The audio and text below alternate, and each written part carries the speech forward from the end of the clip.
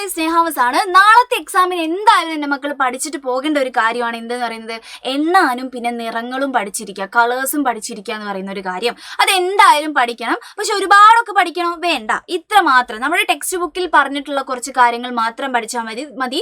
5 വരെയെങ്കിലും ഹിന്ദിയിൽ നിങ്ങൾ എണ്ണാൻ വേണ്ടി പഠിച്ചിട്ടുണ്ടാവണം.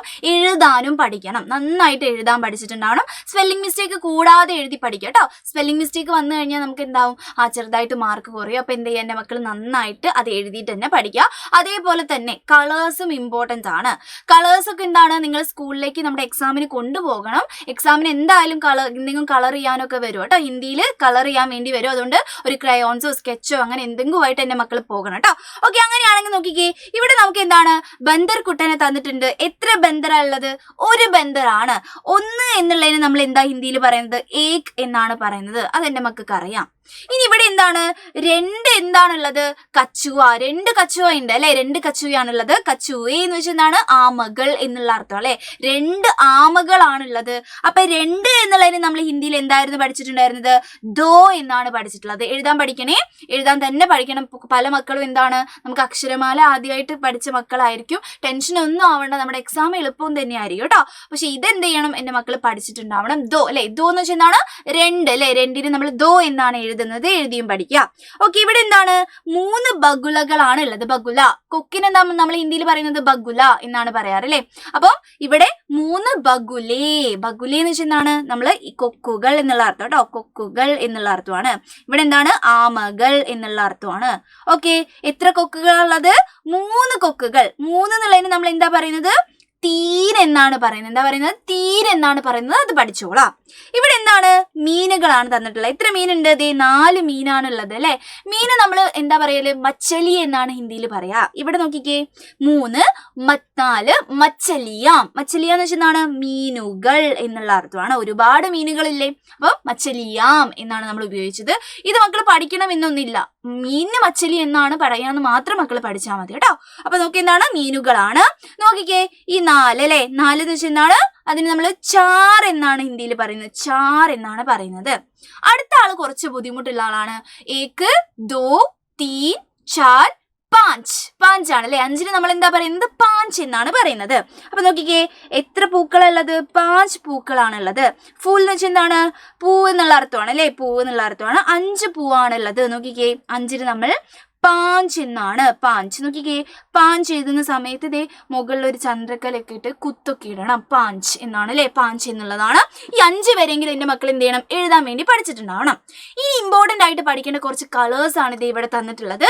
ഈ കളേഴ്സ് ഡയറക്റ്റ് ഇത് ഏതാ കളർ എന്നൊന്നും അല്ല ചോദിക്കുക മക്കളോട് എങ്ങനെയായിരിക്കും ചോദിക്കുന്നുണ്ടാവുക? നിറം നൽകാനായിരിക്കും പറയുന്നുണ്ടാവുക.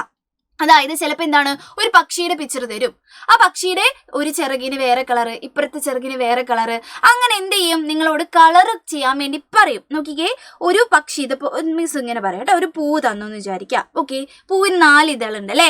എന്നിട്ട് ഇവിടെ എന്ത് പറയും മക്കളോട്? യെല്ലോ കളർ കൊടുക്കണം, ഇവിടെ റെഡ് കളർ കൊടുക്കണം, ഇവിടെ ഗ്രീൻ കളർ കൊടുക്കണം, ഇവിടെ എന്താണ് ബ്രൗൺ കളർ കൊടുക്കണം എന്ന് പറയും. ഇതൊക്കെ ഇംഗ്ലീഷിലാണോ തരിക? അല്ല. നിങ്ങളോട് പറയും ഇവിടെ പീല രംഗ് കൊടുക്കണം 1 എന്നുള്ളടത്ത്, ഇവിടെ ഹരാ രംഗ് കൊടുക്കണം, ഇവിടെ ലാൽ രംഗ് കൊടുക്കണം, ഇവിടെ ബൂറാ രംഗ് കൊടുക്കണം എന്നാണ് പറയാ. ഹിന്ദിയിലായിരിക്കും രംഗുകൾ, കളറുകൾ തരാ. അപ്പൊ മക്കൾ എന്ത് ചെയ്യണം? നിങ്ങളുടെ ക്രയോൺസിൽ എല്ലാ കളറും ഉണ്ടായിരിക്കുന്നത്. ഈ കളർ മസ്റ്റാണ്, ഈ കളർ എന്തായാലും വേണം നമ്മുടെ ക്രയോൺസിൽ.